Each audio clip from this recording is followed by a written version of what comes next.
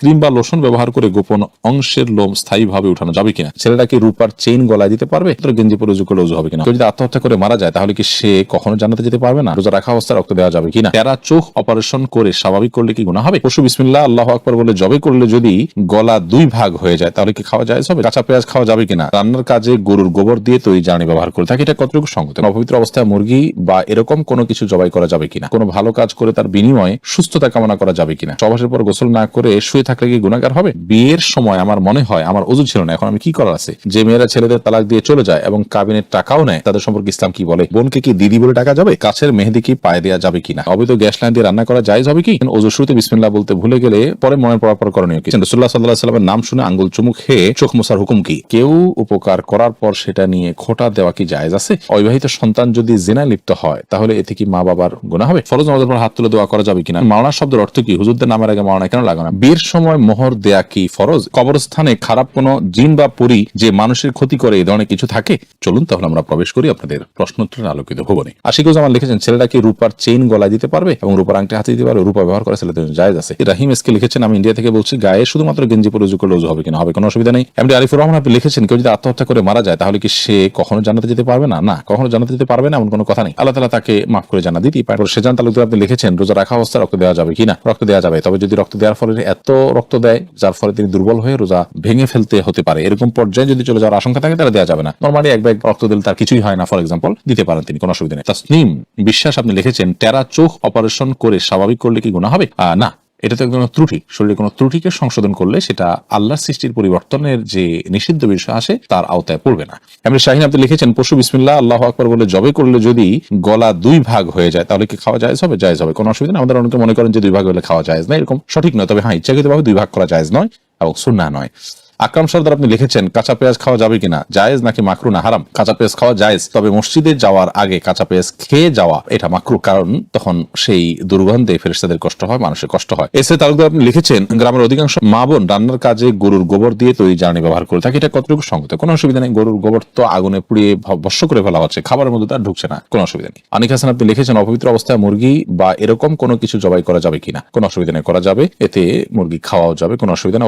অপবিত্র অবস্থায় মুরগি জবাই করা যায়, তবে গোসল ফরজ হলে সেক্ষেত্রে উজু করে নিয়ে কাজগুলো করা ভালো, উজু ছাড়া করলেও জবে হয়ে যাবে, কোনো অসুবিধা নেই। মাহমুদুল কবির লিখেছেন, কোনো ভালো কাজ করে তার বিনিময়ে সুস্থতা কামনা করা যাবে কিনা? করা যেতে পারে, কোনো অসুবিধা নেই। কোনো ভালো কাজ করে তার বিনিময়ে সুস্থতা আশা করা যেতে পারে, যে আল্লাহ তাআলার বিনিময়ে আপনি আমাদেরকে সুস্থতা দান করুন। নেক আমলের বিনিময়ে আল্লাহ তাআলার কাছে যে কোনো কিছু চাওয়া যায়। রুমি আইডি থেকে আপনি লিখেছেন, সহবাসের পর গোসল না করে শুয়ে থাকলে কি গুনাহগার হবে? শুয়ে থাকাটা অনুত্তম, এতে কোনো বড় গুনাহ হবে না, কিন্তু উত্তম হলো গোসল ফরজ হলে ওযু করে তারপর শোয়া। এমডি সুরুজ আইডি থেকে লিখেছেন, আমার বিয়ের সময় আমার মনে হয় আমার ওযু ছিল না, এখন আমি কি করার আছে? বিয়ের সময় ওযু ছিল না তো টেনশনের বিষয়, এখন ওযু করে নেবেন, ওযু করে নামাজ পড়বেন, বিয়ে হয়ে গেছে আল্লাহর রহমতে, কোনো অসুবিধা নেই।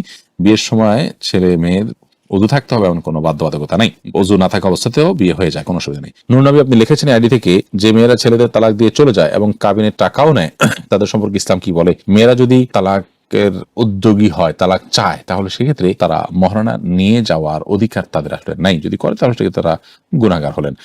এরপরে ম্যাগ কন্যা আইডি থেকে আপনি লিখেছেন, বোনকে কি দিদি বলে ডাকা যাবে? এটা ধর্মীয় দৃষ্টিকোণ থেকে হিন্দুদের কোনো বিশ্বাসের সাথে কোনো সম্পর্ক আছে কিনা আমি জানি না, যদি না থাকে তাহলে সেক্ষেত্রে দিদি বলাতে কোনো অসুবিধা নেই। যদি বোনকে মানে অপর শব্দ দিদিতে বোঝানো যায়, কোনো অসুবিধা নেই। এমদাদুল হক লিখেছেন, গাছের মেহেদি কি পায়ে দেওয়া যাবে কিনা? যাবে, কোনো অসুবিধা নেই। মেহেদি তো গাছেই ধরে, অতএব মেহেদি তো পায়ে দিতে পারে না। অনেকে মনে করেন যে মেহেদি যেহেতু চুল বা দাড়িতে ব্যবহার করতে হয় অতএব এটা পায়ে দেওয়া যাবে না, তাদের ধারণা ভুল। কারণ চুল বা দাড়িতে তো আমরা তেলও লাগাই, তাহলে সেটাকে আমরা পায়ে দিতে পারবো না। মাহমুদা মিলন আপনি লিখেছেন, অবৈধ গ্যাস লাইন দিয়ে রান্না করা জায়েজ হবে কি? গুনাহের কাজ এটা, তবে সে রান্না করা খাবারটা যদি মৌলিকভাবে হালাল থাকে, হালাল উপার্জন দিয়ে করে, তাহলে খাবারটা খাচ্ছেন, সে খাবারটা হারাম খাচ্ছেন এটা বলা যাবে না। তবে আপনি এই খাবার প্রস্তুত করতে যে হারামের আশ্রয় নিয়েছেন, এটা এক ধরনের উপার্জনের সে অংশটুকু হারাম হয়ে গেল। ইসমাইল বিজয় এর দিকে আপনি লিখেছেন, ওযু শুরুতে বিসমিল্লাহ বলতে ভুলে গেলে পরে মনে পড়ার পর করণীয় কি? তখন তো বিসমিল্লাহ আসলে শুরু থেকে বলতে হয়, পরে পড়লে আর কি করবেন? এর জন্য বিশেষ কোনো কারণে ভাত খাওয়ার শুরুতে বা খাবার খাওয়ার শুরুতে বিসমিল্লাহ ভুলে গেলে বিসমিল্লাহি আউয়ালহু ওয়া আখিরাহু এরকম বলার শিক্ষা হাদিসে আছে। ওযুর ক্ষেত্রে এরকম কোনো বিশেষ নির্দেশনা আমার জানা নেই।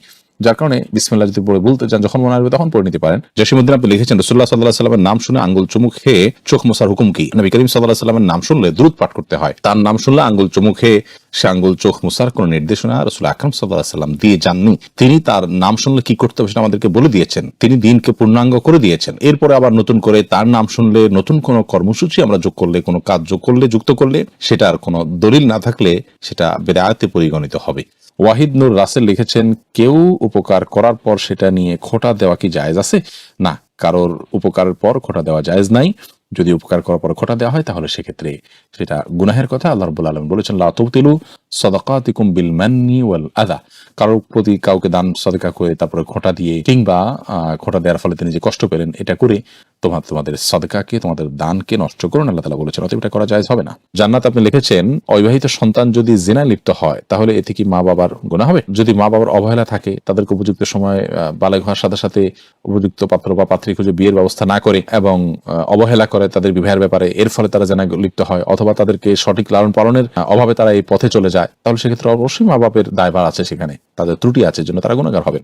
মামুন এআইডি থেকে আপনি লিখেছেন, ফরজ নামাজের পর হাত তুলে দোয়া করা যাবে কিনা? আমি ভারত থেকে বলছি। দোয়া করা যাবে, কোনো অসুবিধা নেই। কেউ আল্লাহর কাছে কোনো চাওয়া থাকলে তিনি নামাজের পর পেশ করতেই পারেন। তাছাড়া হাদিসে আসছে যে দুই সময় বান্দার দোয়া আল্লাহ তাআলা ফেরত দেন না। তিরমিজিতে হাদিসটি আসছে, একটা হলো জওফুল লাইল, ভোর রাত, আর একটা হলো দৌড়া কুল্লি সালাত, প্রত্যেক নামাজের পর। অতএব নামাজের পর দোয়া কবুল হয়, সেই জায়গা থেকে তিনি হাত তুলতে পারেন। কিন্তু নামাজের অংশ হিসাবে হাত তুললেন, সবাই মিলে ট্র্যাডিশনাল মুনাজাতকে নামাজের অংশ বানিয়ে রাখলেন সিস্টেমিক্যাল ভাবে, সেটা কিন্তু জায়েজ নাই। হাবিব এআইডি থেকে আপনি লিখেছেন, মাওলানা শব্দের অর্থ কি? হুজুরদের নামের আগে মাওলানা কেন লাগানো হয়? মাওলানা মানে আমাদের অভিভাবক, আমাদের নেতা, আমরা যার কথা শুনি, যিনি আমাদেরকে গাইড করেন, অভিভাবক, বন্ধু, বিভিন্ন অর্থে মাওলা শব্দ ব্যবহার হয়। অতএব সে অর্থে মাওলানা বলা যেতে পারে। আলী রাদিয়াল্লাহু তাআলা আনহুকে মাওলা বলেছেন নবী করিম সাল্লাল্লাহু আলাইহি ওয়াসাল্লাম আমাদের জন্য। আলেমদেরকে আমরা মাওলা বললে, অভিভাবক, বন্ধু, আমাদের গাইড, এই সমস্ত অর্থে মাওলানা বলা যেতে পারে, এতে কোনো অসুবিধার কিছু নেই।